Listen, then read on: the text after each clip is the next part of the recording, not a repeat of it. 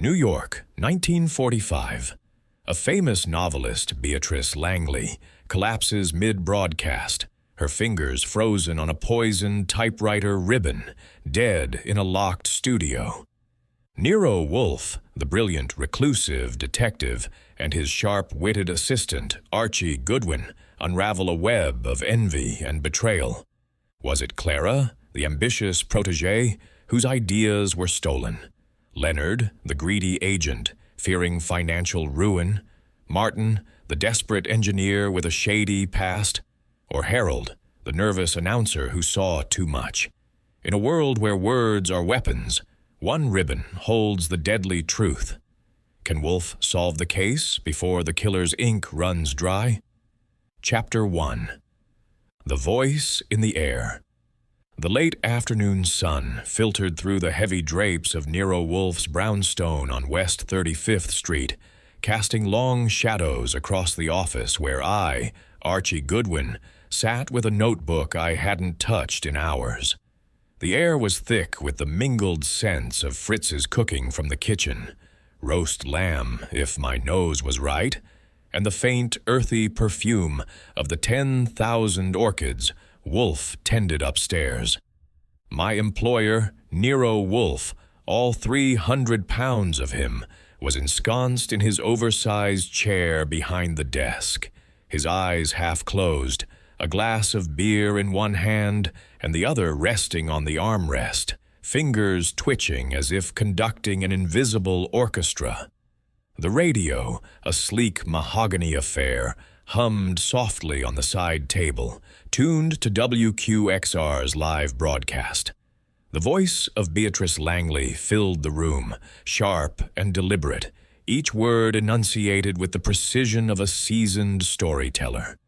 She was a novelist of no small fame, her mysteries devoured by readers from Manhattan to London.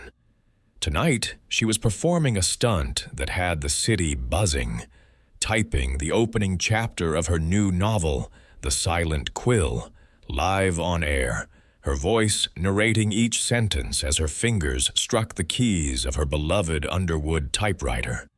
The clack of the typewriter punctuated her words, a rhythmic counterpoint that held listeners spellbound.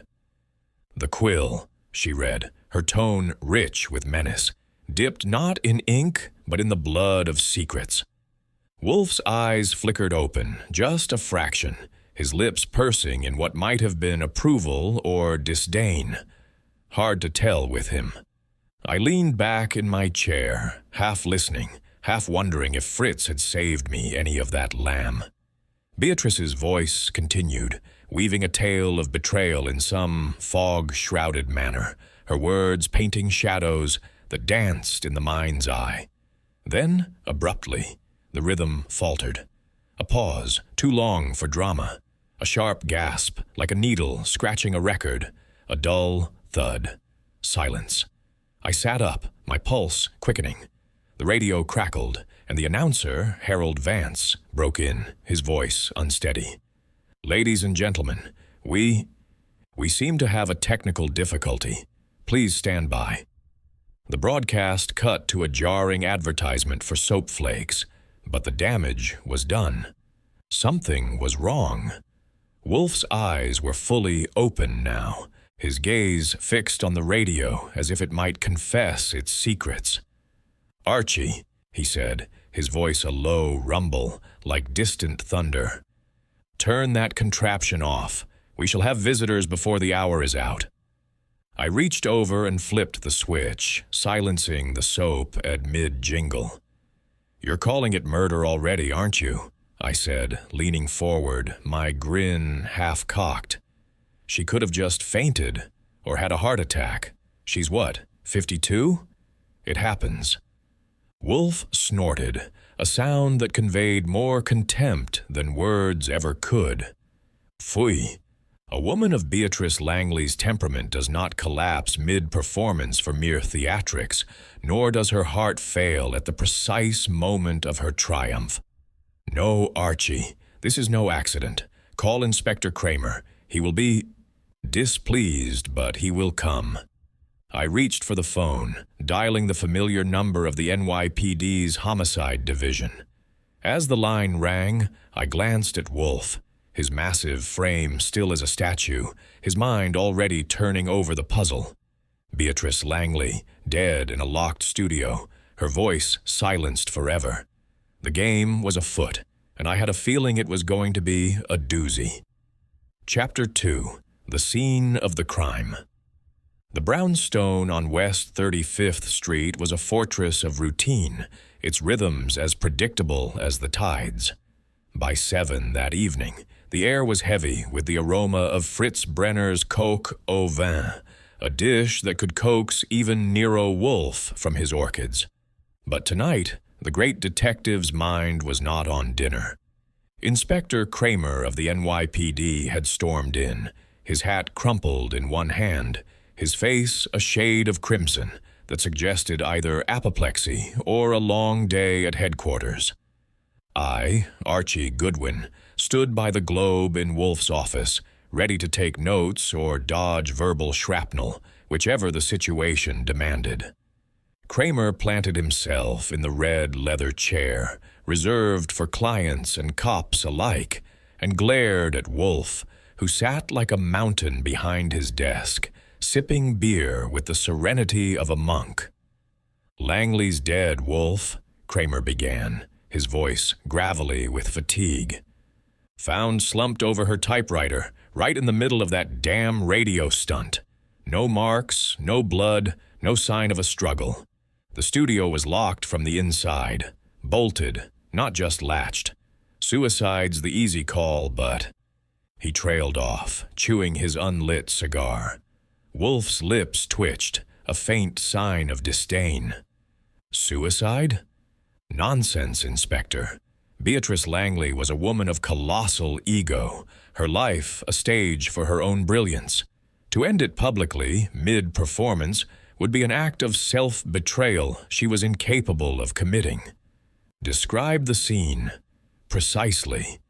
Kramer grunted, shifting in the chair as if it pinched him. "The studio's a small box, maybe 10 by 12, in the WQXR building on 6th Avenue. Soundproof, with foam on the walls and a single door, heavy oak bolted from the inside. Only Beatrice had the key, found in her pocket. She was at a mahogany desk, facing a microphone, her typewriter, an old Underwood, front and center. Her head was on the keyboard, like she'd just stopped. The page in the carriage had half a sentence, something about a shadowed quill. Her hands were still on the keys, no signs of poison, no wounds, nothing disturbed. The coroner's preliminary says heart failure, but it's too neat for me." Wolfe's eyes narrowed, his fingers steepled over his ample midsection. "The typewriter. Was it examined?" Kramer frowned, his cigar rolling to the other side of his mouth. "It's just a typewriter, Wolfe. Manual, black and red ribbon, well used. The techs looked it over for prints. Hers, mostly, and some smudges. Nothing suspicious." "Phooey," Wolfe said, a single syllable that carried the weight of a lecture. "A typewriter is never just anything, Inspector. It is an instrument of precision, as intimate to a writer as a brush to a painter. Who was present at the time of her death?" Kramer pulled a notebook from his coat, flipping it open with a scowl. 4 people, all accounted for. Clara Henshaw, her protégé, was in the control booth with Harold Vance, the announcer. They were watching through a glass window, maybe 10 feet from Beatrice. Martin Poole, the sound engineer, and Leonard Gray, her agent, were in an adjacent room, monitoring the broadcast equipment. No one else had access to the studio. The door was bolted, and the window was sealed. Soundproofing, you know? Nobody could have gotten in or out without being seen. Wolfe leaned back, the chair creaking under his bulk. "And the ribbon? Was it removed?" Kramer blinked, caught off guard. "The ribbon? No, it's still in the typewriter. Why the hell would we take it out? Because, Wolfe said, his tone patient but edged with exasperation. It is the one constant in her act of creation. Beatrice Langley typed her stories with ritualistic devotion. If there is a key to this puzzle, it lies there. Archie, tomorrow we visit the studio. I must see this typewriter myself. I nodded, jotting a note to call Saul Panzer for backup. Kramer stood, jamming his hat on his head. You're fishing, Wolfe, but if you want to waste your time, be my guest. Just don't expect me to hold your hand. He stomped out, leaving a faint whiff of cigar and frustration. The next morning, the WQXR building loomed over 6th Avenue, its Art Deco facade gleaming in the pale October light. The studio was on the 5th floor, a warren of glass and steel corridors that buzzed with the nervous energy of a newsroom. A uniformed cop led us to Studio B, where Beatrice had met her end. The room was as Kramer described, a claustrophobic cube, its walls padded with gray foam, the air stale with the scent of electronics and old wood.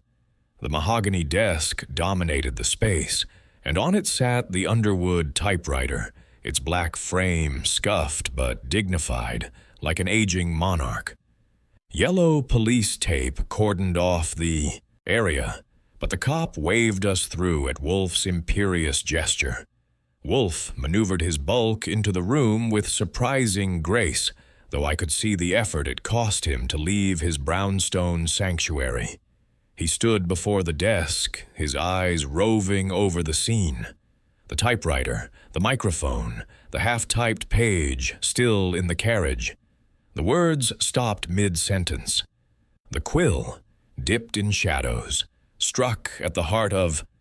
I leaned closer, noting the faint smudge of ink on the paper, as if Beatrice's fingers had faltered. Archie, Wolfe said, his voice low.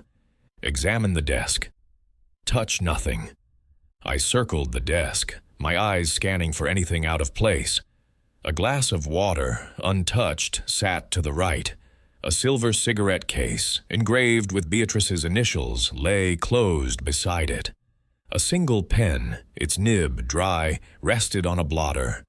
Everything was orderly, almost staged. I glanced at Wolfe, who was studying the typewriter with the intensity of a jeweler, inspecting a flawed diamond. He donned a pair of gloves, custom-made naturally, to fit his massive hands, and leaned over the typewriter, his nose inches from the keys. His fingers traced the frame, pausing at the ribbon spool. Curious, he murmured. The ribbon is new, yet the machine is old. An odd marriage. I raised an eyebrow. You think someone swapped it? Possibly. He straightened, a feat that seemed to defy gravity. Remove the ribbon, Archie. Carefully. Use gloves.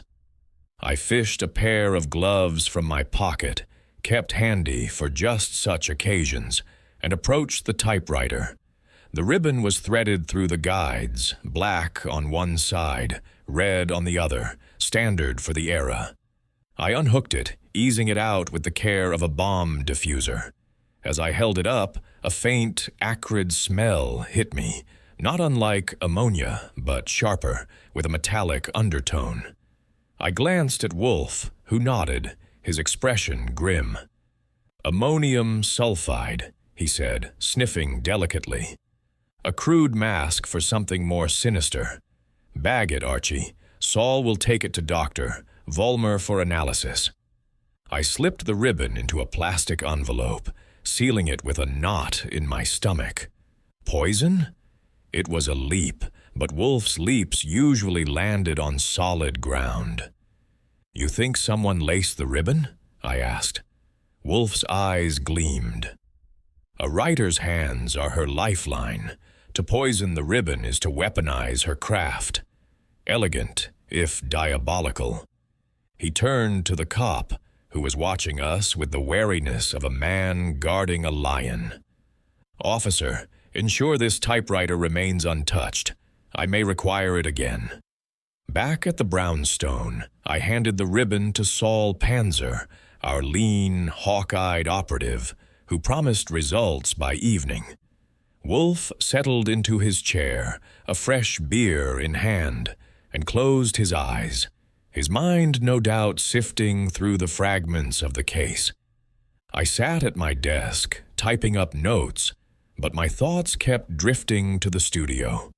A locked room, a dead novelist, a poisoned ribbon. It was the kind of puzzle Agatha Christie herself might have spun, and I had a front-row seat. Saul returned at 6, his face as unreadable as ever. "Doctor, Vollmer's report," he said, handing Wolfe a folded sheet. I leaned over as Wolfe read aloud. The ribbon contained traces of a fast-acting neurotoxin, likely aconitine, absorbed through the skin. Death would have come within minutes, mimicking a heart attack. The ammonium sulfide was indeed a mask, disguising the poison's odor. Wolfe set the report down, his lips pursed in satisfaction. "Clever," he said. The murderer knew Beatrice's habits, her ritualistic typing, her tactile connection to her work. The ribbon was no afterthought. It was the fulcrum of the crime. I whistled softly. "So we're looking for someone who knew her routine and had access to the studio. That narrows it to Clara, Harold, Martin, or Leonard." Wolfe nodded, his eyes half closed again. "Indeed. But motive, Archie. Motive is the thread that binds the act to the actor. Clara Henshaw, the protégée, stands to inherit Beatrice's literary crown, or perhaps resents its weight. Leonard Gray, the agent, profits from her death as tragedy fuels sales. Martin Poole, the engineer, may harbor a grudge we've yet to uncover. And Harold Vance, the announcer, claims innocence, but his voice betrays nervousness. We begin with Miss Henshaw. Summon her tomorrow." I made a note, my mind racing. The locked room, the poisoned ribbon, the cast of suspects. It was a classic setup, but Wolfe's genius lay in seeing what others missed. As Fritz announced dinner, I couldn't shake the image of Beatrice Langley, her fingers dancing across poisoned keys, her voice silenced forever. The game was on, and I had a feeling it would take all of Wolfe's cunning to crack it. Chapter 3. The Ink-Stained Clue. The morning light spilled through the brownstone's windows, painting the office in shades of gold that did little to warm the chill of suspicion settling over the case. Nero Wolfe, ensconced in his fortress of a chair, was poring over a botanical journal.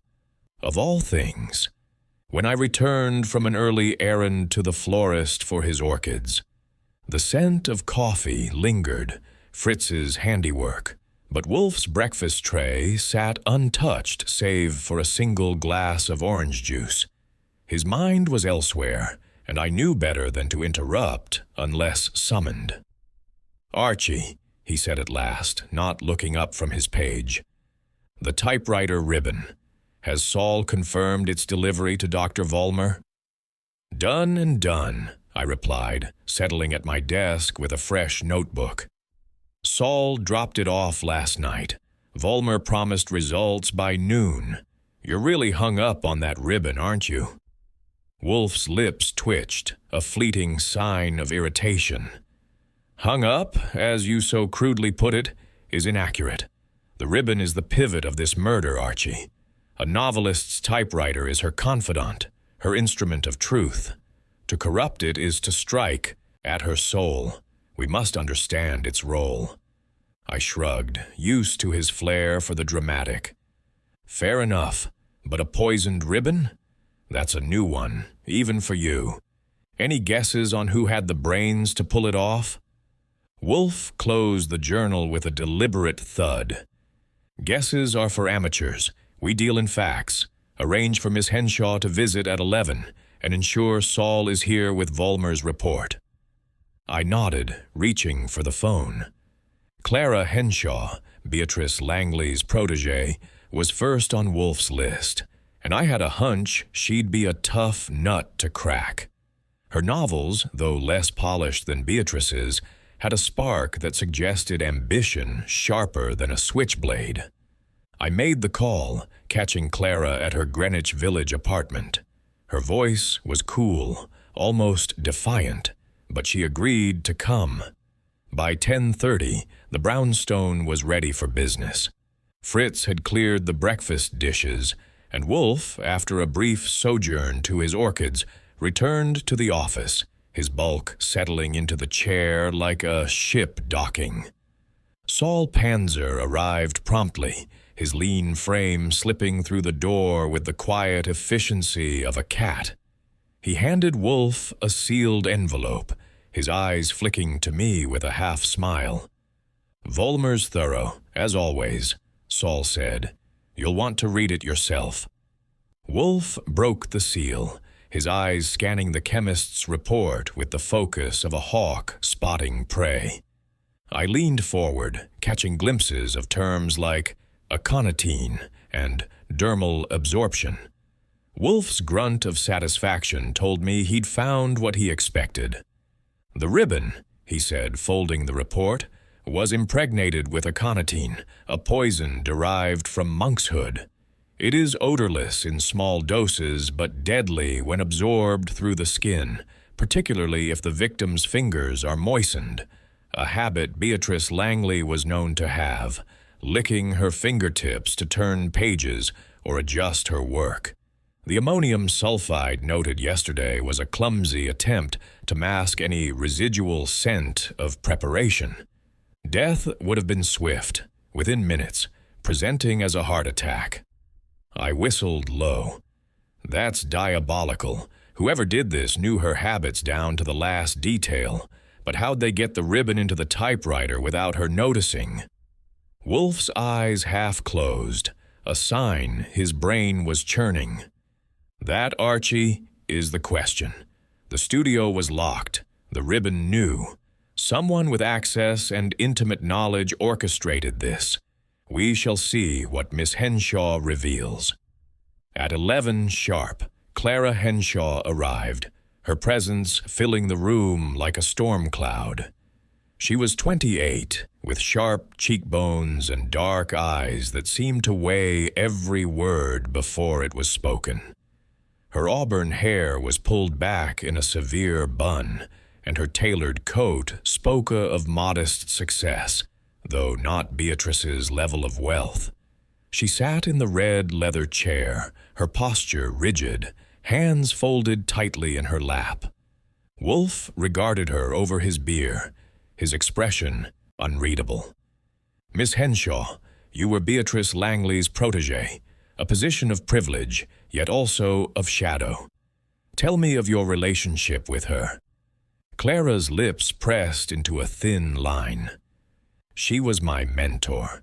She saw potential in my work, took me under her wing 3 years ago. I owe my first novel to her guidance." "And your second?" Wolfe asked, his tone deceptively mild. "It was published last month, was it not? Critics called it promising, yet it lacks the luster of Miss Langley's work. Did that chafe?" Clara's eyes flashed, but her voice remained steady.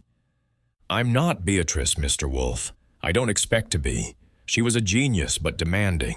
She pushed me to be better, sometimes cruelly. I respected her, even when it hurt." Wolfe sipped his beer, his eyes never leaving her. "Respect is a fine word, Miss Henshaw, but it often cloaks envy. Her new novel, The Silent Quill, was to be her masterpiece. Did she share it with you?" Clara hesitated, her fingers tightening. "Number." "She was secretive about it, said it wasn't ready for anyone's eyes, not even mine." I jotted a note, catching the slight tremor in her voice. Wolfe leaned forward, a rare movement that signaled he'd caught the same. "Yet you were in the control booth during the broadcast watching her type. You saw her collapse. Describe it." Clara's gaze dropped to her hands. I was with Harold Vance, the announcer. We were behind the glass, watching through the window. Beatrice was typing, reading aloud, her voice steady. Then she gasped, her hands froze, and she slumped forward, her head hitting the keys. It was sudden, horrible. Harold called for help, but by the time they broke the door down, she was gone. Wolfe's fingers drummed once on the desk. The door was bolted, you confirm?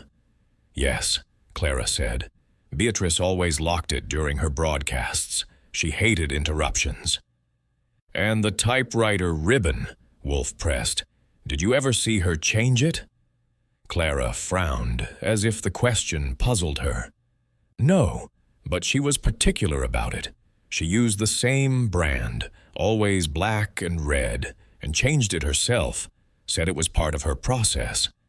Wolfe leaned back, his eyes narrowing to slits.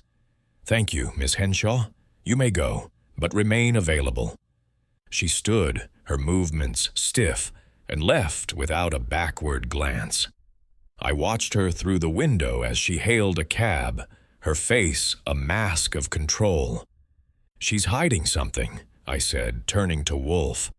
That pause when you asked about the novel, it wasn't just grief. Indeed, Wolfe said, his voice a low rumble.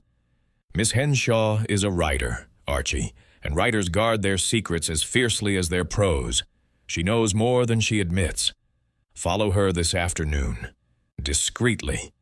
I grinned, already planning my tale. You think she's our poisoner? I think nothing yet, Wolfe said, reaching for his beer. But the ribbon was no accident, and Miss Henshaw was too close to the flame not to feel its heat. Go. I grabbed my coat, the thrill of the chase quickening my pulse. Clara Henshaw was a puzzle, and I'd bet my last dollar she held a piece Wolfe needed. As I stepped into the crisp October air, the image of Beatrice Langley, her fingers stained with poisoned ink, lingered like a shadow. This case was getting under my skin, and I had a feeling it was only the beginning. Chapter 4. The Protégé's Shadow. The brownstone was quiet that afternoon, save for the faint rustle of pages as Nero Wolfe turned through a volume on toxicology, his massive frame sunk deep into the custom chair that groaned faintly under his weight. I, Archie Goodwin, sat at my desk, polishing my notes from Clara Henshaw's visit, my mind replaying her guarded answers and the flicker of unease in her dark eyes. The air carried the scent of Fritz's baking, cinnamon rolls, a rare treat, and the promise of lunch. But Wolfe's focus was unshakable, his thoughts locked on the poisoned ribbon that had silenced Beatrice Langley. At 1 o'clock, the doorbell chimed, and I ushered Clara Henshaw back into the office. She'd returned as requested, but her demeanor had shifted. The defiance from yesterday was tempered, replaced by a wariness that made her movements precise, like a dancer avoiding a misstep. Her auburn hair was loose today, framing her sharp cheekbones, and her navy dress was crisp, as if chosen to project control. She sat in the red leather chair, her hands folded but not still, fingers twisting a silver ring on her right hand. Wolfe set the book aside, his eyes fixing on her with the intensity of a spotlight. Miss Henshaw, he began, his voice a low rumble. You were less than forthcoming yesterday. Let us dispense with pretense. Beatrice Langley's death was no accident, nor was it suicide. The typewriter ribbon was laced with aconitine, a poison that killed her as she typed. You were her protégé, privy to her habits. Did you know of her tendency to moisten her fingers while working? Clara's lips parted, a breath catching before she answered. Yes, I knew. She'd lick her fingertips to turn pages or adjust the ribbon. It was a quirk. I teased her about it once, said it was unhygienic. She laughed it off, said it helped her think. Wolfe's fingers steepled over his desk, a gesture that always signaled he was closing in on something. And the ribbon itself? You said she changed it herself, a ritual. Did you ever assist her in this task? Clara shook her head too quickly. Never. Beatrice was particular about her typewriter. She wouldn't let anyone touch it, not even me. She kept spare ribbons in a locked drawer in her study. I made a note, catching the slight tremor in her voice. Wolfe's eyes narrowed.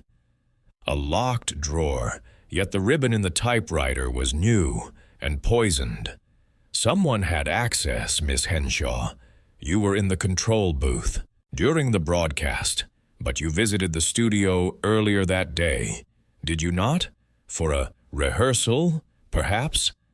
Clara's hands stilled, her ring forgotten. Yes, I was there in the morning. Beatrice wanted to test the microphone, make sure the sound was clear. I helped Harold set up, but I didn't go near the typewriter.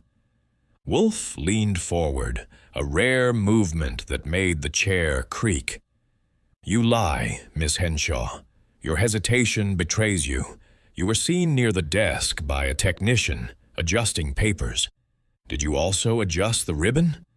Her face paled, but her voice held firm. That's absurd. I moved some scripts, that's all.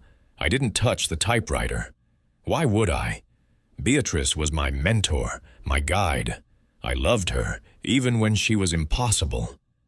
Love, Wolfe said, the word dripping with skepticism, is a complex motive. It can breed devotion or resentment. Her new novel, The Silent Quill, was to be her triumph. Did you read it? Did it threaten your own ambitions? Clara's eyes flashed, a spark of anger breaking through. I told you, she didn't share it. She was secretive, almost paranoid about it. Said it was her best work yet. I was happy for her, Mr. Wolfe. My own novel was doing well enough. I didn't need to compete. I scribbled a note. Paranoid? Or protecting something? Wolfe's lips twitched, a sign he'd caught the same thread. Yet you stood to gain from her death, he said. Her fame would cast a shadow over your work, but her absence clears the stage, and there is the matter of her estate. Were you aware of her will? Clara's jaw tightened. I don't know anything about her will. She never discussed it. I assumed she'd leave everything to charity. She was always talking about literacy programs. Wolfe's grunt was non-committal, but his eyes gleamed. You may go, Miss Henshaw, but I advise candor in our next meeting. Deception is a poor shield against truth. She stood, her movements stiff, and left without a word. I watched her through the window as she stepped into the October chill, her coat pulled tight against the wind. She's rattled, I said, turning to Wolfe. That bit about the rehearsal, she's covering something. Want me to tail her again? Wolfe nodded, sipping his beer. Yes, Archie, discreetly, as before. Her denials are too practiced, her grief too controlled. She knows more than she admits, and I suspect it concerns the silent quill. Also, contact Saul. I want details on Beatrice's will, and any correspondence between her and Miss Henshaw. I grabbed my hat, already mapping out Clara's likely haunts, her apartment, the cafe she frequented, maybe a publisher's office. You think she's our poisoner? I asked, pausing at the door. Wolfe's eyes half closed, a sign his mind was spinning. I think she is a writer, Archie, and writers are architects of deception. Whether her talent extends to murder remains to be seen. Go. The streets of Manhattan were alive with the hum of taxis and the shuffle of pedestrians, the air crisp with the promise of autumn. I caught up with Clara at a bookstore on Bleecker Street, where she lingered in the mystery section, her fingers tracing the spines of Beatrice's novels. Her face was a mask, but her eyes were red, as if she'd been crying, or wanted to be seen crying. I kept my distance, blending into the crowd, my notebook tucked away but my memory sharp. She left the bookstore and headed to a small Italian restaurant, where she met a man I recognized from photos. Leonard Gray, Beatrice's agent. He was slick, mid-40s, with a smile that belonged on a used car lot. Their conversation was low, intense, and I couldn't get close enough to hear without blowing my cover. But I saw Clara hand him a folded piece of paper, and his expression darkened as he read it. A letter? A contract? I made a mental note to tell Wolfe. Back at the Brownstone, I reported to Wolfe, who was now deep into a second volume on poisons, his beer glass empty. "Clara's meeting with Gray," I said, dropping into my chair. "They're cozy, but not too cozy. Something's up, and it's not just lunch." Wolfe grunted, setting the book aside. "Interesting. Mr. Gray profits from Beatrice's death. Her books will sell like wildfire now, and Miss Henshaw, perhaps, seeks to secure her place in that legacy." "Saul's report on the will?" "On its way," I said. "He's digging through Beatrice's lawyer's files. Should have something by tonight." Wolfe leaned back, his eyes closing fully now, a sign he was retreating into the labyrinth of his mind. "The ribbon, Archie. The ribbon is the key. It was new, poisoned, and placed with precision. Miss Henshaw had opportunity, but so did others. We need the will, and we need to know who else touched that typewriter." I nodded, my mind racing. Clara Henshaw was a puzzle, her ambition tangled with loyalty, her grief laced with something darker. As Fritz announced lunch, I couldn't shake the image of her in that bookstore, her fingers lingering on Beatrice's name, as if claiming it, or mourning it. The case was tightening, and I had a feeling Wolfe was about to pull the thread that unraveled it all. Chapter 5. The Agent's Gambit. The Brownstones' office was a cocoon of calm that October afternoon, the kind of quiet that precedes a storm. Nero Wolfe sat behind his desk, his massive frame filling the custom chair, a fresh glass of beer glinting in the lamplight. The faint hum of Manhattan traffic seeped through the windows, but inside the air was thick with the scent of old books and the lingering tang of Fritz's herb-crusted pork, now just a memory from lunch. I, Archie Goodwin, lounged at my desk, flipping through notes from my tale of Clara Henshaw, my mind snagged on her secretive meeting with Leonard Gray at that Italian restaurant. Something about that folded paper she'd handed him nagged at me like a splinter. The doorbell rang at precisely 2, and I ushered in Leonard Gray, Beatrice Langley's literary agent. He was a sleek figure in his mid-40s, with slicked-back hair and a pinstripe suit that screamed success, but whispered desperation. His smile was polished, but his eyes darted like a man expecting an ambush. He settled into the red leather chair, crossing one leg over the other, his fingers drumming a silent rhythm on his knee. Wolfe regarded him with the dispassion of a scientist studying a specimen. "Mr. Gray," he began, his voice a low rumble, "you represented Beatrice Langley for a decade, profiting handsomely from her novels. Her death, tragic though it appears, will undoubtedly spike sales. A cynic might suggest you had reason to hasten her exit." Gray's smile faltered, but he recovered quickly, leaning forward with practiced ease. "Mr. Wolfe, that's a grim accusation. Beatrice was my star client, my meal ticket. Her books funded my agency, my apartment, my car. Why would I kill the golden goose? Her death's a blow, sure, but I'll make do. Always do. Wolfe sipped his beer, his eyes never leaving Gray's face. Yet she intended to leave your agency. She believed your commissions excessive, did she not? A new agent, perhaps, threatened your livelihood. Gray's fingers stilled, his jaw tightening. She mentioned it, yes. Last month, over dinner, said she was considering a change, wanted someone fresh. I told her we could renegotiate, lower my cut. We were working it out. No bad blood. I scribbled a note, catching the slight sheen of sweat on Gray's brow despite the cool room. Wolfe's lips twitched, a sign he'd spotted it too. Working it out, he echoed, his tone laced with skepticism. Or stalling. Her departure would have crippled your reputation, Mr. Gray. A man in your position might take drastic steps to preserve his fortune. Gray laughed, a brittle sound. Drastic? Like poisoning her typewriter ribbon? That's your theory, isn't it? Kramer mentioned it when he grilled me. Look, I'm no chemist. I sell books, not toxins. And I was in the equipment room with Poole during the broadcast, nowhere near that studio. Wolfe's eyes narrowed to slits. Yet you had access to the studio earlier. Beatrice was particular about her typewriter, but an agent knows his client's habits. Did you ever handle her equipment, perhaps to deliver scripts or contracts? Gray shifted, his polished facade cracking.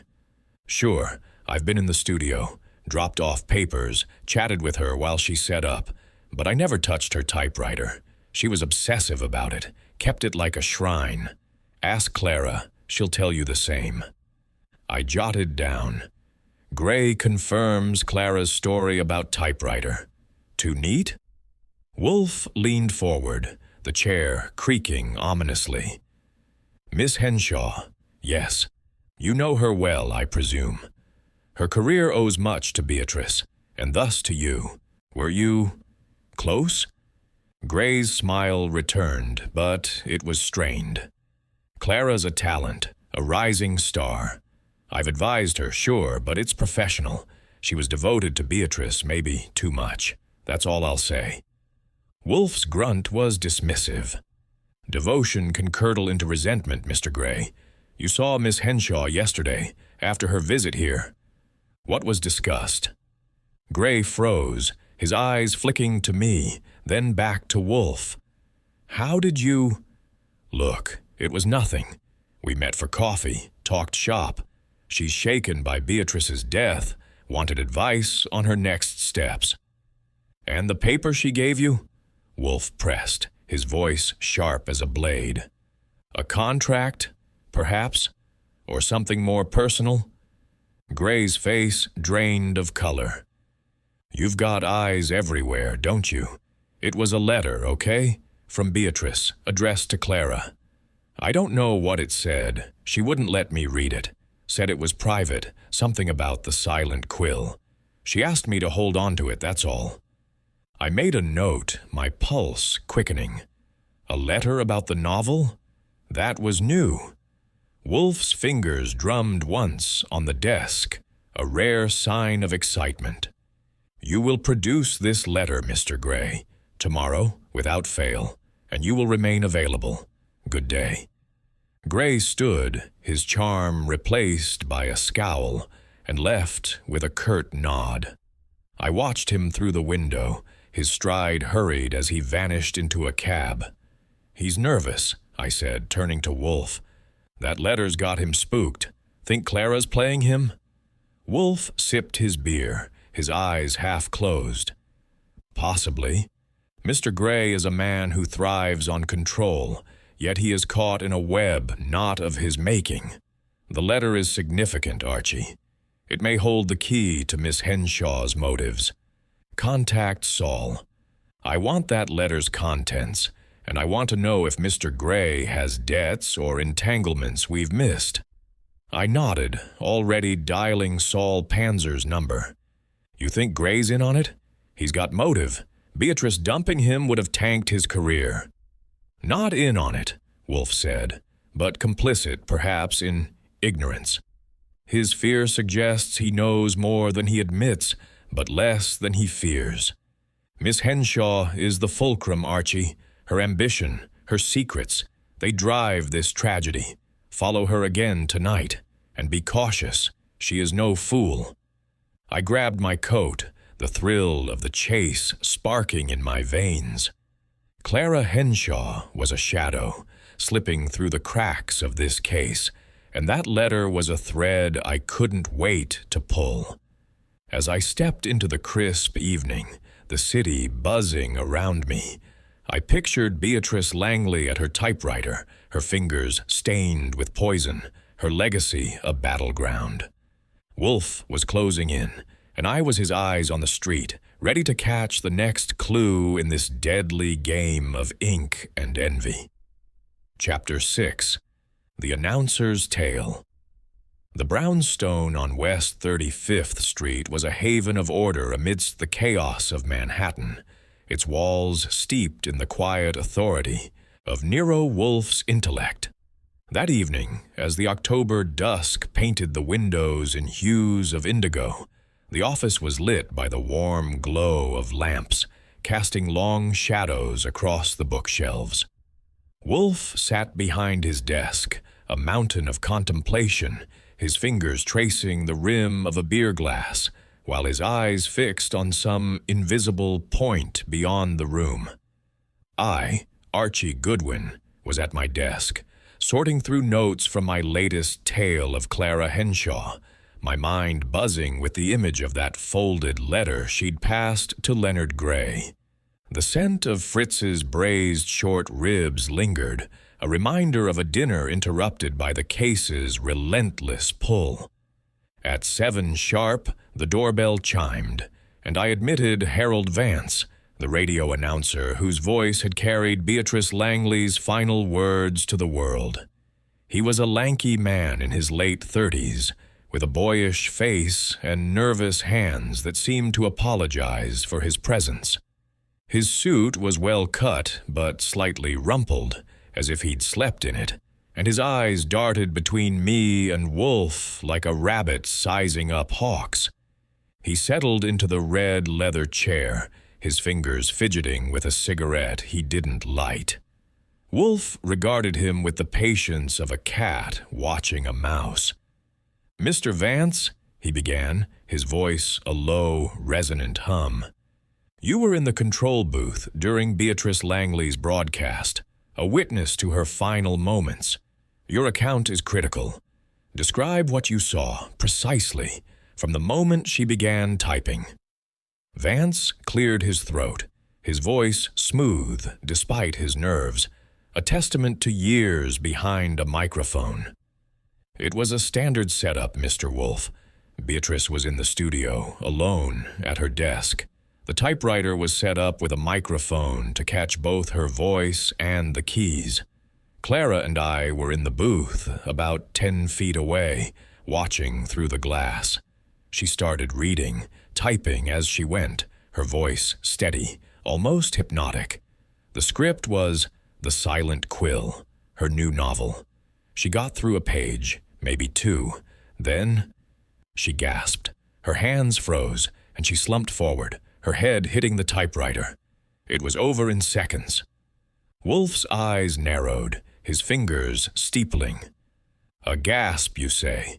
Not a cry or a scream?" "No, just a gasp, sharp, like she was startled. I thought she'd choked or fainted. I called for help, but the door was bolted. By the time Martin broke it down, she was gone." I jotted a note, catching the tremor in Vance's voice. Wolfe leaned forward slightly, the chair creaking under his bulk. "The door was bolted, you confirm, and the studio was empty, save for Miss Langley?" Vance nodded, his fingers tightening on the unlit cigarette.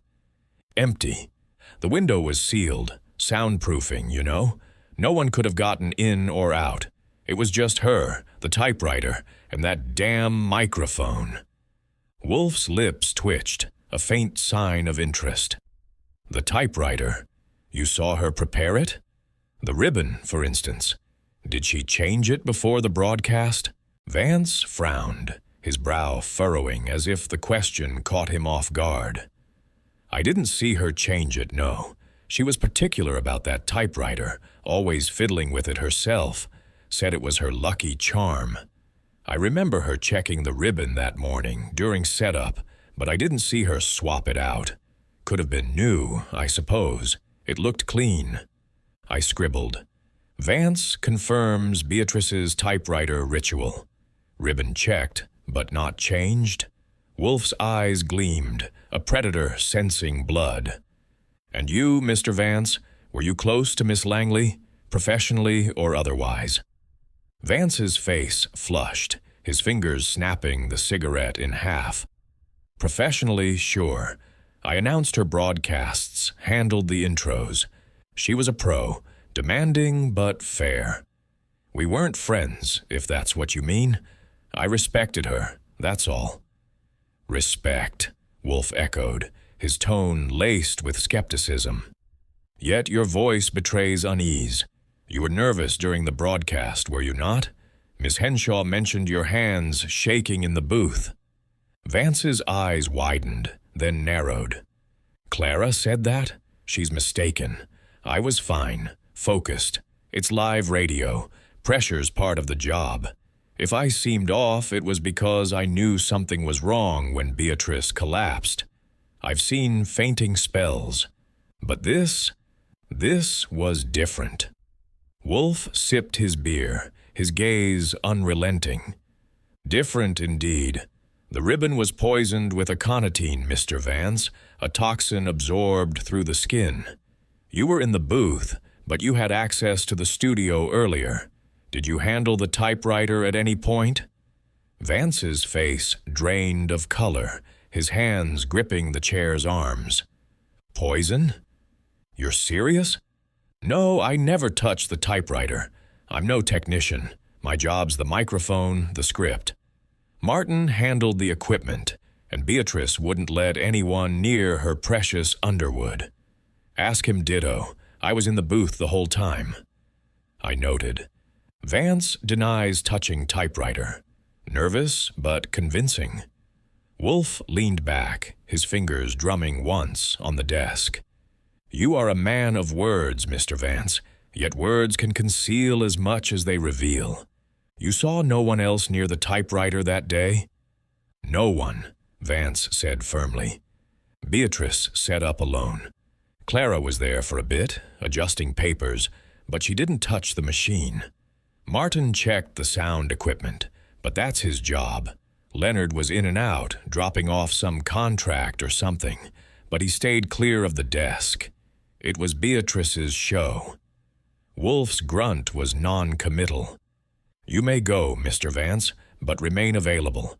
The truth has a way of surfacing, like ink on a page. Vance stood, his movements jerky, and left without a backward glance. I watched him through the window, his shoulders hunched as he disappeared into the evening fog. He's jumpy, I said, turning to Wolfe. But he's sticking to the script. You think he's hiding something? Wolfe's eyes, half closed, his mind spinning threads I couldn't yet see. Mr. Vance is a performer, Archie, skilled at projecting calm, yet his nerves betray him. He knows more than he says, though whether it is guilt or fear remains unclear. Contact Saul. I want his financial records, his connections to Miss Henshaw and Mr. Gray. And that letter, has Saul secured it? Working on it, I said, reaching for the phone. He's meeting Gray's secretary tonight. Should have something by morning. Wolfe nodded, his gaze drifting to the ceiling. The ribbon, Archie. The ribbon ties them all. Beatrice's ritual, Clara's proximity, Martin's access, Leonard's motives. Mr. Vance is a witness, but witnesses see what they choose. Follow him tonight. His habits may reveal what his words conceal. I grabbed my hat, the case tightening like a noose. Harold Vance was a smooth talker, but smooth talkers slip up. and I was ready to catch him when he did. As I stepped into the Manhattan night, the city's pulse thrumming around me, I pictured Beatrice Langley's final gasp, the typewriter keys silent beneath her hands. The truth was out there, and Wolfe was homing in like a bloodhound on the scent. Chapter 7. The Engineer's Secret. The brownstone on West 35th Street was cloaked in the stillness of late evening, the kind of quiet that amplifies every creak and whisper. Nero Wolfe sat in his fortress of a chair, a glass of beer untouched on the desk, his eyes fixed on a single sheet of paper, Saul Panzer's preliminary report on Harold Vance's finances, which had arrived just before dinner. The office smelled faintly of Fritz's lemon tarts, a dessert Wolfe had ignored in favor of the case, a rare sacrifice. I, Archie Goodwin, stood by the globe, spinning it absently as I recounted my tale of Vance, who'd spent the evening at a midtown bar, nursing a whiskey and avoiding eye contact with anyone who looked like they might ask questions. "Vance is clean so far," I said, dropping into my chair. "No debts, no shady meetings, just a guy spooked by a murder. Saul's still digging, but I'm betting he's a bystander." Wolfe grunted, a sound that could mean anything from agreement to disdain. "Bystanders, Archie, are rarely as innocent as they appear. Mr. Vance's nerves suggest knowledge, if not guilt. We shall see. Summon Mr. Poole for 8 o'clock. Martin Poole, the sound engineer at WQXR, was next on Wolfe's list. I'd made the call earlier, catching him at his Brooklyn apartment, his voice gruff but compliant. Now, as the clock struck 8, the doorbell chimed, and I ushered Poole into the office. He was a wiry man in his early 40s, with ink-stained fingers and a face etched with the kind of lines that come from too many late nights and too few smiles. His overalls were clean but worn, and his eyes, sharp and guarded, scanned the room like a man expecting a trap. He sat in the red leather chair, his hands clasped tightly, as if to keep them from betraying him. Wolfe regarded him with the calm intensity of a judge. "Mr. Poole," he began, his voice a low rumble, "you were responsible for the technical aspects of Beatrice Langley's broadcast. You had access to the studio, the equipment, and, crucially, her typewriter. The ribbon that killed her was poisoned with aconitine. Tell me of your duties that day." Poole's jaw tightened, but his voice was steady. "I set up the sound system, microphones, cables, the works, checked the levels, made sure the broadcast was clean. Beatrice's typewriter was part of the setup, since she wanted the key clicks audible. I tested it that morning, made sure it was working. That's it." Wolfe's fingers steepled, a sign he was homing in. "You tested the typewriter. Did you handle the ribbon?" Poole hesitated, his eyes flicking to me, then back to Wolfe. I checked the keys, made sure they weren't sticking. Beatrice was there, watching like a hawk. She changed the ribbon herself, said it was her ritual. I didn't touch it. I jotted a note. Poole claims no ribbon contact. Defensive. Wolfe leaned forward, the chair creaking under his bulk. "Yet you had opportunity, Mr. Poole. The studio was your domain. And you had a history with Miss Langley, did you not? A dismissal, years ago, for a mistake. Resentment lingers, like ink on a page." Poole's face flushed, his hands unclasping to grip the chair's arms. "That was a decade ago. I mixed up her cues during a live read, cost her an hour of airtime. She fired me, sure, but I got my job back after a month. I proved myself. No grudge, Mr. Wolfe. I respected her." "Respect," Wolfe said, the word heavy with skepticism. "Yet respect does not preclude motive. You were in debt, Mr. Poole. Gambling, I understand. A man in such straits might be persuaded to act against his better nature. Poole's eyes widened, a flicker of panic breaking through his guard. How did you— Look, I had debts, sure, but I'm handling them. Beatrice paid me well for her broadcasts. I had no reason to hurt her. I scribbled, Poole admits debts, guilty or just cornered. Wolfe's eyes narrowed to slits. No reason, yet opportunity abounds. You were in the equipment room during the broadcast with Mr. Gray.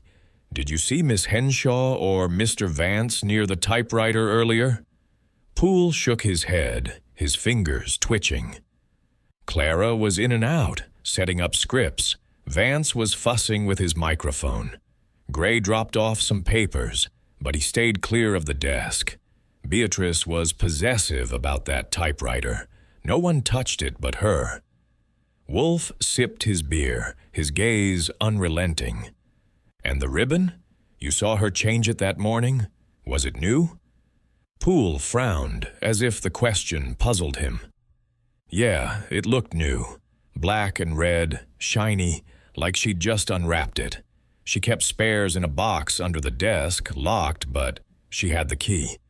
I didn't think anything of it.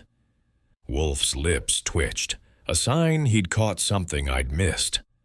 A locked box, yet a poisoned ribbon found its way into her machine. You are a man of technical skill, Mr. Poole. Have you ever handled a aconitine or dealt with those who do? Poole's face went pale, his hands clenching. No, never. I'm an engineer, not a chemist. I don't know anything about poisons. You're barking up the wrong tree, Wolfe. Wolfe leaned back, his eyes half closed. Perhaps. But trees, Mr. Poole, have many branches. You may go. Remain available. Poole stood, his movements stiff, and left without a word. I watched him through the window, his silhouette disappearing into the foggy night. He's shaken, I said, turning to Wolfe. That bit about the debts, you got that from Saul? Wolfe nodded, reaching for Saul's report. Mr. Panzer's inquiries revealed Mr. Poole's gambling habits and a recent payment to a chemist known for discretion. Not conclusive, but suggestive. Mr. Poole had access, opportunity, and a past grievance, yet his fear seems genuine. I leaned forward, my mind racing. You think he's covering for someone? Clara, maybe? She's the one who keeps circling the typewriter in everyone's stories. Possibly, Wolfe said, his voice a low hum. Miss Henshaw's ambition is a potent force, but Mr. Poole's role cannot be dismissed. Contact Saul. I want confirmation of that chemist payment, and any link to Miss Henshaw or Mr. Gray. And the letter from Beatrice. Has Saul secured it? He's close, I said, grabbing the phone. Gray's secretary is skittish, but Saul's working her. Should have it by morning.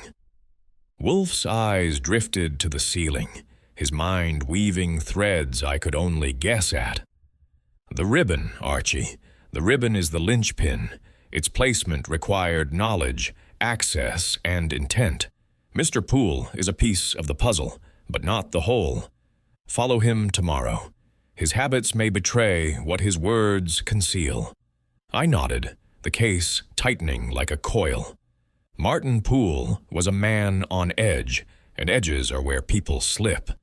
As I headed for the door, the image of Beatrice Langley's final moments, her fingers on poisoned keys, her voice cut short, burned in my mind. Wolfe was closing in, and I was ready to chase the next shadow in this deadly dance of ink and secrets. Chapter 8. The Hidden Motive. The brownstone on West 35th Street was wrapped in the hush of early morning, the kind of quiet that feels like a held breath before the day's chaos begins. Nero Wolfe sat behind his desk, his massive form a monument of focus, a fresh glass of beer catching the light as he studied a thin file Saul Panzer had delivered at dawn. The air held a faint trace of Fritz's brioche, still warm from the oven, but Wolfe's appetite was, as usual, subordinate to his mind's hunger. I, Archie Goodwin, sat at my desk, my notebook open to a page of scribbled connections: Clara's letter, Poole's debts, Gray's nerves, Vance's hesitations. The case was a tangle of threads, and Wolfe was poised to pull one loose. Saul's report, which I'd skimmed while Wolfe read, was a gold mine. Martin Poole's gambling debts were deeper than he'd let on. $5,000 owed to a bookie with a reputation for breaking knees. A week before Beatrice's death, Poole had made a cash payment to a chemist, one doctor, Elias Finch, known for supplying compounds to less than savory clients. The letter from Beatrice to Clara, secured by Saul from Gray's secretary, was still sealed, per Wolfe's instructions, but its existence was a spark in the powder keg of motives. My tale of Poole last night had been a bust. He'd gone straight home to his Brooklyn flat, no detours, no meetings. But Clara's rendezvous with Gray at that cafe and the heated words I'd caught, manuscript and betrayal, kept circling in my head like a bad tune. Wolfe set the file down, his eyes half closed, a sign his brain was weaving the facts into a pattern. "Archie," he said, his voice a low rumble. "The letter." "Bring it." I fetched the envelope from the safe, a plain white affair with Clara's name in Beatrice's sharp, elegant script. Wolfe took it, turning it over in his gloved hands, his lips pursed. "Unopened, as I requested. Good. Its contents will wait until we have all parties present. But Saul's findings on Mr. Poole are illuminating. A man in debt is a man vulnerable to persuasion." I leaned back, my pen tapping the desk. "You think Clara leaned on him? Paid him to slip the poison into the ribbon?" "Possibly," Wolfe said, sipping his beer. "Miss Henshaw's ambition is a fire that burns brightly. Beatrice's new novel, The Silent Quill, threatened to eclipse her own work. Mr. Poole's debts provided leverage, and Mr. Gray, fearing the loss of his client, may have been complicit in silence, if not in deed." I nodded, piecing it together. "So Clara's the mastermind, Poole's the muscle, and Gray's the bystander who knows too much. What about Vance? He's jittery, but he's got no skin in the game." Wolfe's fingers drummed once on the desk, a rare flicker of impatience. "Mr. Vance is a witness, Archie, but witnesses see what they are permitted to see. His role is peripheral, yet his nervousness suggests he glimpsed something. Perhaps Miss Henshaw's actions before the broadcast. Arrange a meeting tonight. All four, Miss Henshaw, Mr. Gray, Mr. Poole, and Mr. Vance. 8 o'clock, here." I reached for the phone, my pulse quickening. A showdown in the brownstone was Wolfe's signature move, and it meant he was close to cracking the case. "You're going to lay a trap, aren't you?" I said, grinning. "Get 'em all in a room and watch the guilty one squirm."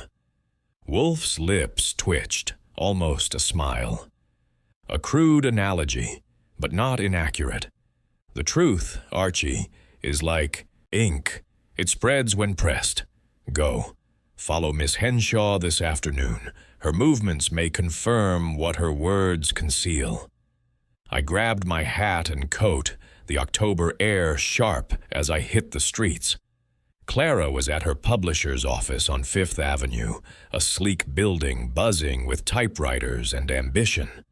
I loitered across the street, blending with the lunchtime crowd, my eyes on the entrance. She emerged at 2, her face tight, a manuscript tucked under her arm.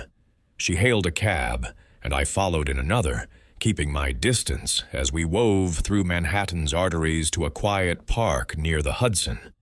There she sat on a bench, the manuscript open but unread, her eyes scanning the pages with a mix of longing and dread. A man approached, Leonard Gray, his slick charm dimmed by a scowl. Their conversation was low, but I caught fragments. "She knew," Clara said, her voice sharp. "It was mine, Leonard." Gray's reply was a hiss. "Keep it quiet, Clara. You'll ruin us both."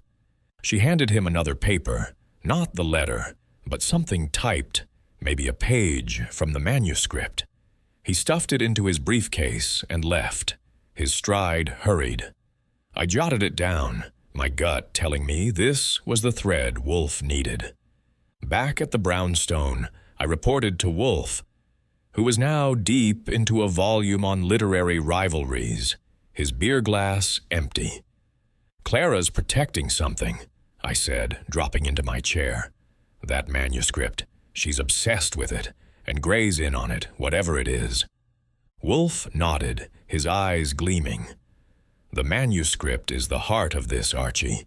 The silent quill was Beatrice's triumph, but perhaps not hers alone. Miss Henshaw's words, 'It was mine,' suggest a claim to authorship. Saul's report on the letter? Still sealed, I said. He's got nothing new, but he's tailing Gray tonight. Should have more by the meeting."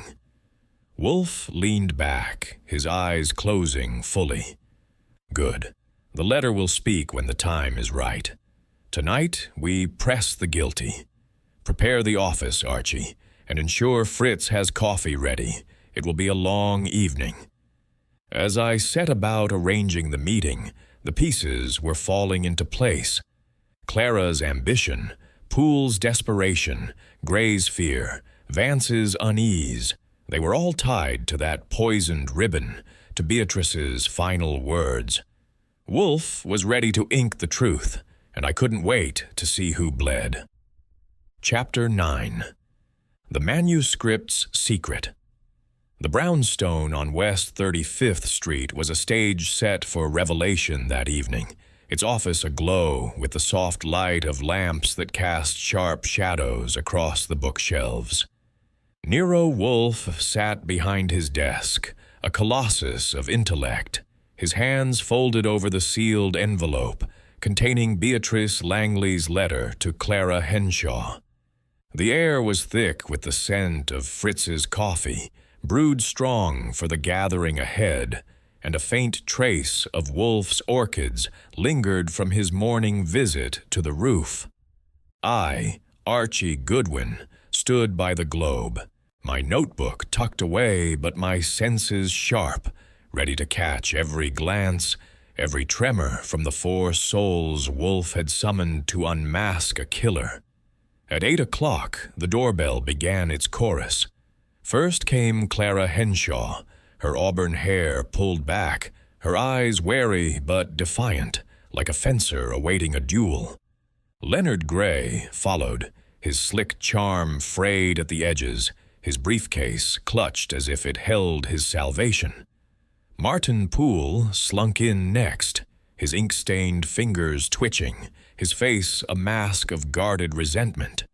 Harold Vance was last, his announcer's poise undercut by a nervous tick in his jaw, his hands stuffed deep in his pockets. I seated them in a semicircle of chairs facing Wolfe's desk, Clara and Gray on the left, Poole and Vance on the right, each eyeing the others like strangers on a stalled subway car. Wolfe surveyed them, his eyes moving from face to face with the precision of a jeweler inspecting gems. "Ladies and gentlemen," he began, his voice a resonant hum that filled the room. "Beatrice Langley was murdered, poisoned by aconitine laced into the ribbon of her typewriter, a weapon as intimate as it was lethal. You four were closest to her in life and death. One of you, or perhaps more, orchestrated her end. Tonight, we uncover the truth." Clara's hands clenched in her lap, but her voice was steady. "This is preposterous, Mr. Wolfe. I loved Beatrice. I was her student, her friend. I was in the control booth when she died. Wolfe's lips twitched, a faint sign of disdain. Love, Miss Henshaw, is a motive as potent as hate. You were her protégé, yet her shadow loomed large. Her new novel, The Silent Quill, was to be her masterpiece. Did you read it? Clara's eyes flickered, but she held his gaze. I told you, she kept it secret. I never saw it. Wolfe reached for the envelope, holding it up like a talisman. This letter, addressed to you, suggests otherwise. It was written by Beatrice, entrusted to Mr. Gray. Shall I read it? Gray shifted, his briefcase creaking in his grip. That's private, Wolfe. Clara asked me to hold it, not to pry. I haven't read it. Wolfe's eyes narrowed. Yet you accepted it, Mr. Gray, knowing it concerned the silent quill. Your client was poised to leave your agency, a blow to your finances. Her death ensures her books sell forever. Convenient, is it not? Gray's face reddened, his charm dissolving. I told you, I didn't want her dead. She was my livelihood. That letter's nothing, just Clara's business. Poole leaned forward, his voice rough. What's this about a letter? If it's about the novel, I don't know anything. I just set up the equipment. I didn't touch that typewriter.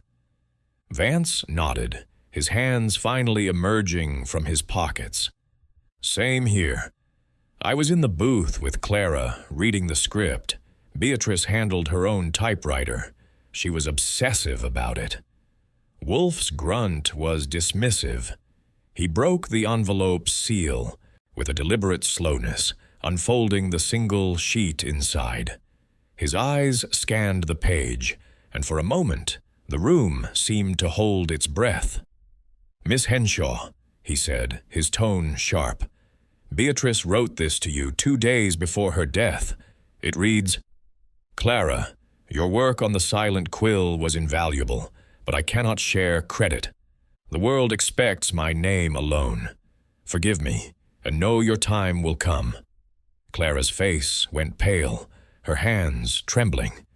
That's not true. She didn't write that. I never worked on her novel. Wolfe's eyes gleamed, a predator closing in. Yet your reaction betrays you. You read the silent quill, or parts of it. You knew it would cement Beatrice's legacy, leaving yours in shadow. You visited the studio that morning, adjusting papers. As Mr. Vance noted, you had access to the typewriter, and you knew Beatrice's habit of licking her fingers. You replaced the ribbon with one laced with aconitine, procured through Mr. Poole's chemist contact. Poole shot to his feet, his face flushed. That's a lie. I didn't get any poison. My debts are my own. I didn't kill for them. Wolfe raised a hand, silencing him. Sit, Mr. Poole. Your payment to Dr. Finch is documented. You supplied the means, coerced by Miss Henshaw's promise to clear your debts. Mr. Gray, you suspected but said nothing, fearing the loss of both clients. Mr. Vance, you saw Miss Henshaw near the typewriter but dismissed it, unwilling to believe her capable. Clara's voice broke, a raw edge to it. You have no proof. I didn't touch the ribbon. I didn't kill her. Wolfe leaned forward, the chair creaking ominously. Proof, Miss Henshaw, is in the pattern.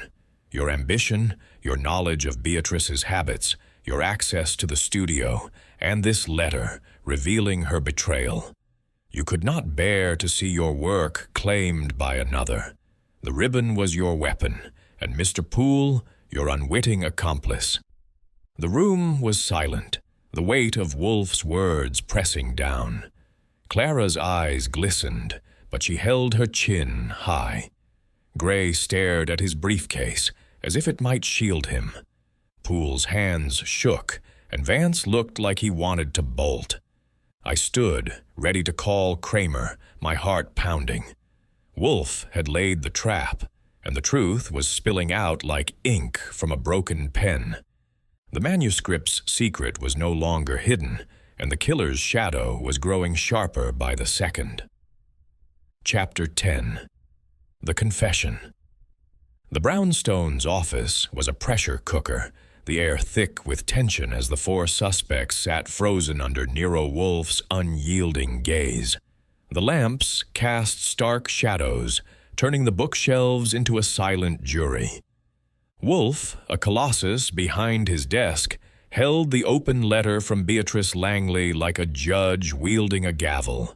Its words, revealing her claim to Clara Henshaw's work, still echoing in the room. I, Archie Goodwin, stood near the door, my hand itching to dial Inspector Kramer, my eyes scanning Clara, Leonard Gray, Martin Poole, and Harold Vance for the crack that would break the case wide open. The faint aroma of Fritz's coffee lingered, but no one touched the cups, their attention riveted on Wolfe. Clara Henshaw's face was a mask of defiance, but her eyes betrayed her, glistening with unshed tears. She sat rigid in the red leather chair, her hands clenched so tightly her knuckles were white. Leonard Gray, beside her, gripped his briefcase like a lifeline, his polished facade crumbling into nervous twitches.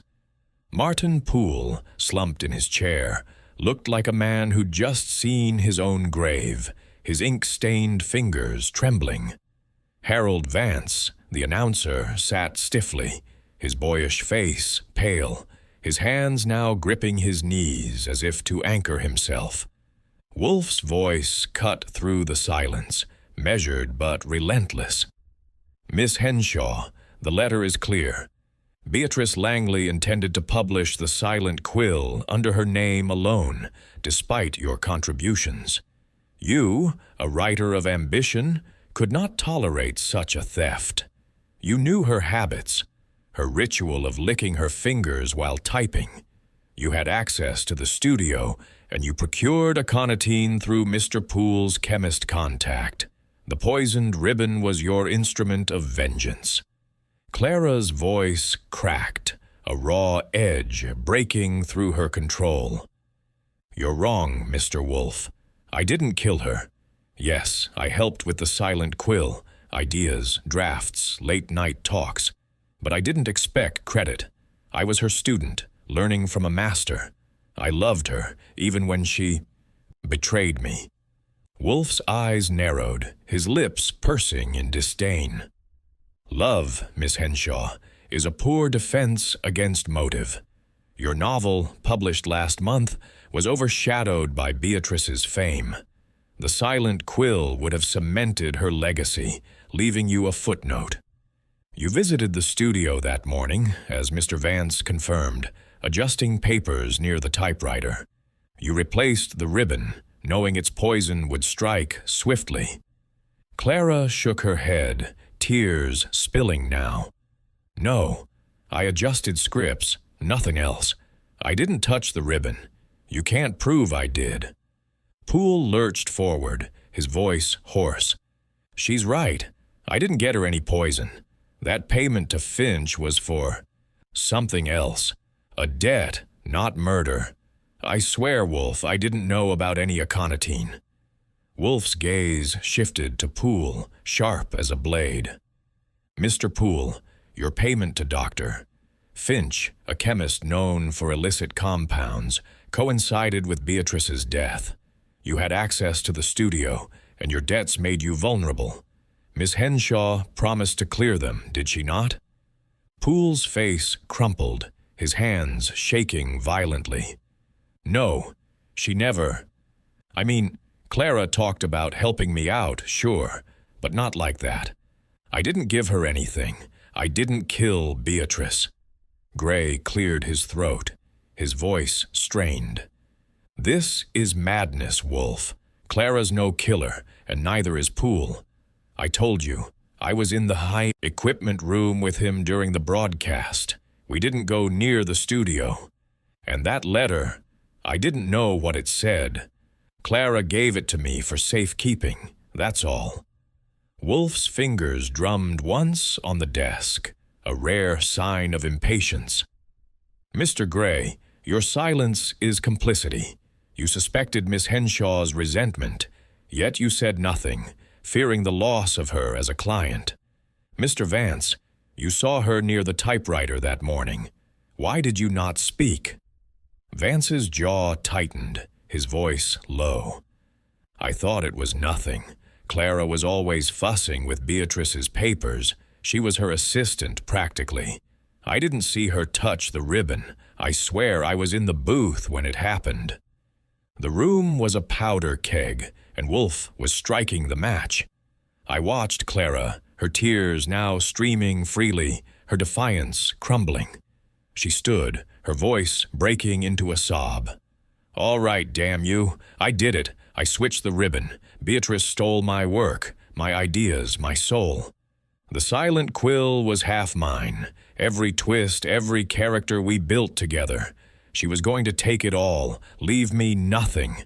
I couldn't let her. I got the poison from Finch, through Poole. He didn't know what it was for. I told him it was for a debt, a favor. I changed the ribbon that morning when Beatrice was distracted. I didn't want her to die, not really. I just wanted her to stop." The room froze, her words a thunderclap. Gray's briefcase slipped to the floor, his face ashen. Poole buried his head in his hands, muttering denials. Vance stared at Clara, his mouth open, as if seeing her for the first time. I stepped toward the phone, ready to call Kramer, but Wolfe raised a hand, his eyes locked on Clara. "Miss Henshaw," he said, his voice softer now, but no less commanding. "You have confessed to murder. The ribbon, laced with aconitine, was your weapon, placed with precision to exploit Beatrice's habit. Mr. Poole, your role, however unwitting, aided her. Mr. Gray, your silence enabled her. Mr. Vance, your observation, though late, completes the picture." Clara sank back into the chair, sobbing, her hands covering her face. I didn't mean for it to go this far. I just wanted her to feel what I felt, betrayed, erased. I dialed Kramer, my voice steady as I relayed the confession. The inspector's gruff response promised he'd be there in 20 minutes, with handcuffs ready. As I hung up, I looked at Wolfe, his face impassive, but his eyes gleaming with the satisfaction of a puzzle solved. The truth had spilled, as Wolfe predicted, like ink from a broken pen. Clara Henshaw's ambition had turned deadly, and the brownstone stage had revealed her as the killer.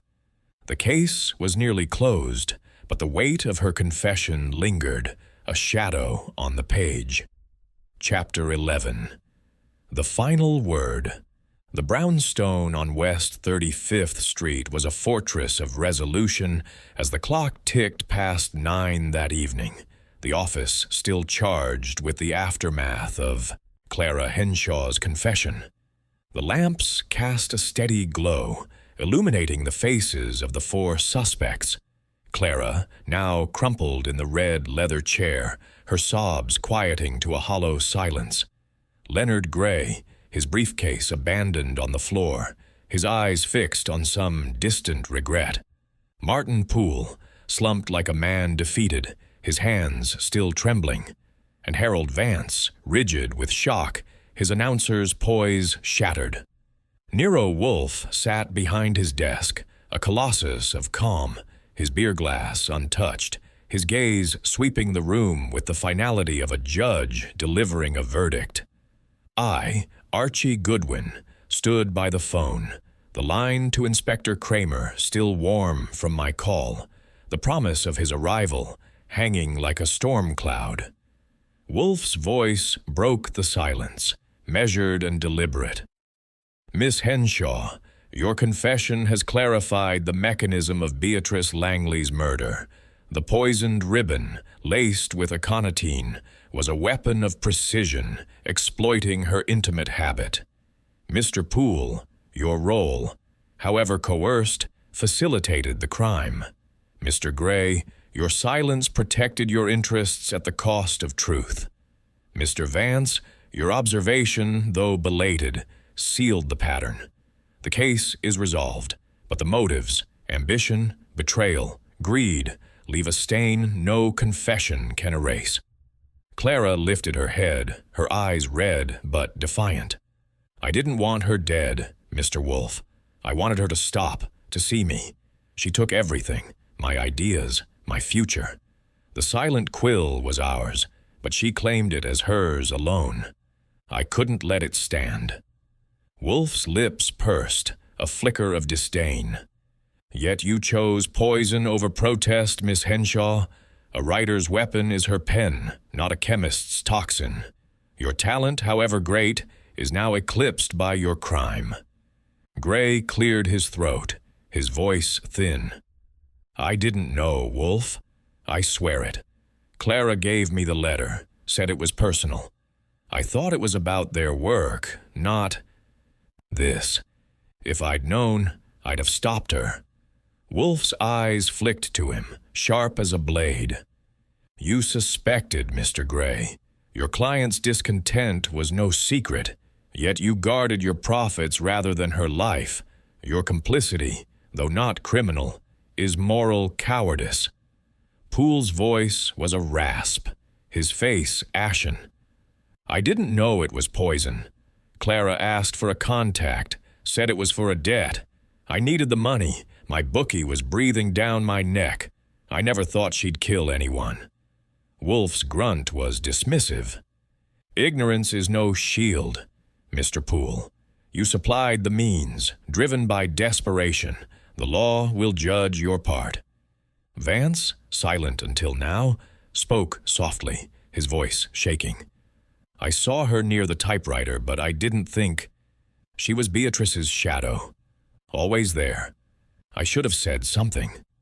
Wolfe nodded, his expression softening a fraction.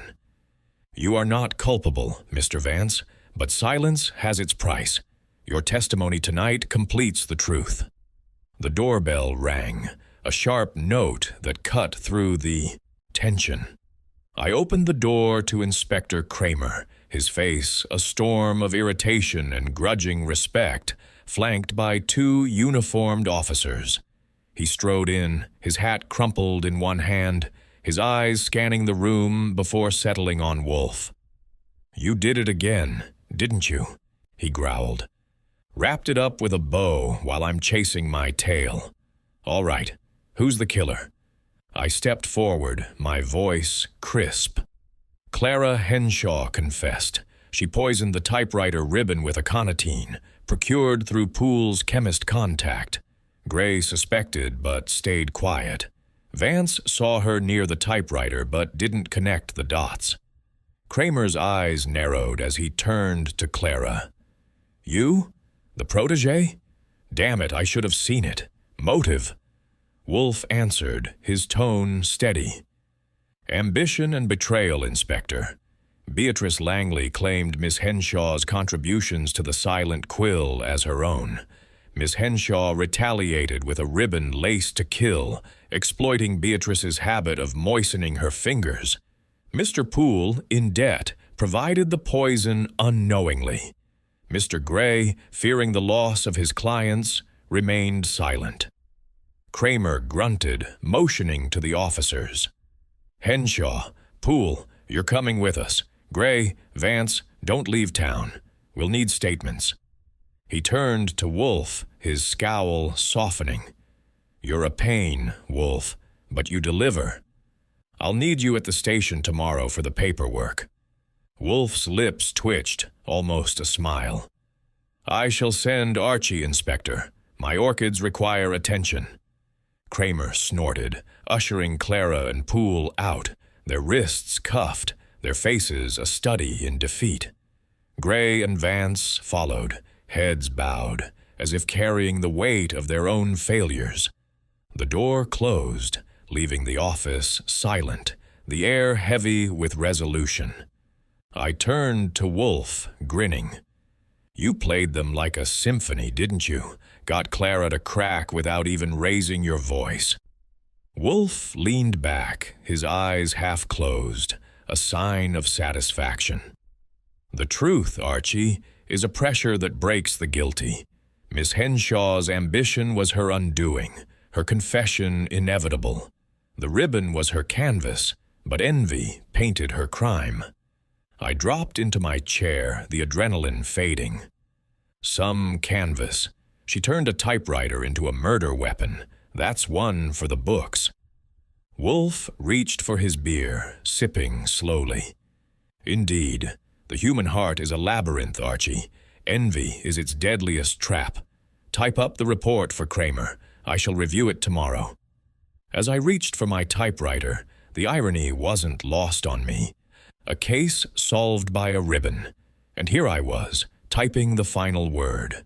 The brownstone settled into its familiar rhythm, but Beatrice Langley's shadow lingered, her story closed by Wolfe's genius and a killer's confession. Chapter 12. The Silent Quill. The brownstone on West 35th Street was bathed in the soft light of morning, the October sun filtering through the heavy drapes to cast a golden glow across Nero Wolfe's office. The air was fragrant with the scent of Fritz's fresh-baked croissants, a quiet offering after the storm of the previous night's confessions. Wolfe sat behind his desk, a mountain of calm, his hands folded over a copy of Beatrice Langley's The Silent Quill, retrieved from her publisher's safe at Wolfe's insistence. The book's cover was stark, a single quill against a black background, its title in elegant silver script. I, Archie Goodwin, sat at my typewriter, the keys silent for now, my notebook filled with the final details of Clara Henshaw's arrest and the case's resolution. Wolfe's eyes were half closed, a sign his mind was still sifting the embers of the case. "Archie," he said, his voice a low rumble. "The manuscript. Have you read it?" I shook my head, leaning back in my chair. "Not yet. The publisher sent it over this morning per your orders. I figured you'd want first crack at it. Is it as good as they say?" Wolfe's lips pursed, a flicker of disdain. "It is competent, perhaps brilliant in parts, but I have no taste for fiction when truth is more compelling. Beatrice Langley's legacy is assured, yet tainted by her theft of Miss Henshaw's work. The publisher has agreed to acknowledge Clara's contributions in the foreword, a posthumous justice." I grinned, tapping my pen against the desk.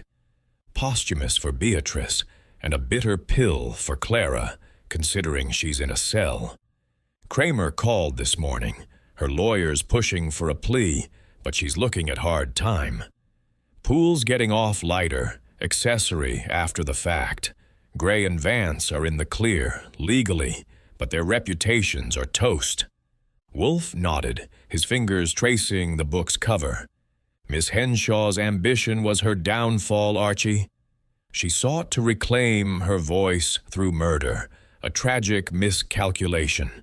Mr. Poole's desperation made him a pawn, Mr. Gray's greed a silent accomplice. Mr. Vance, though innocent, will carry the weight of what he failed to see.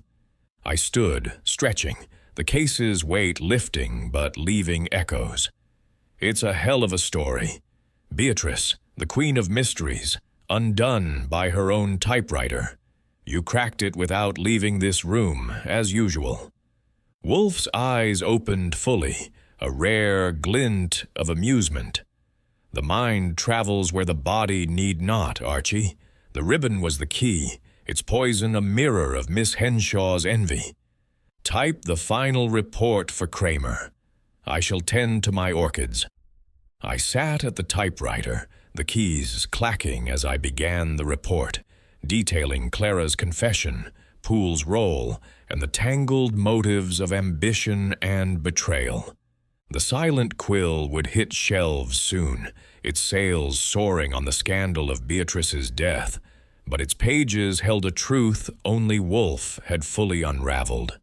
As I typed, I couldn't help but marvel at his genius, solving a locked-room murder with nothing but logic and a letter. The brownstone's rhythm resumed, the case closed, but the shadow of Beatrice Langley's final words lingered, a mystery written in ink and blood.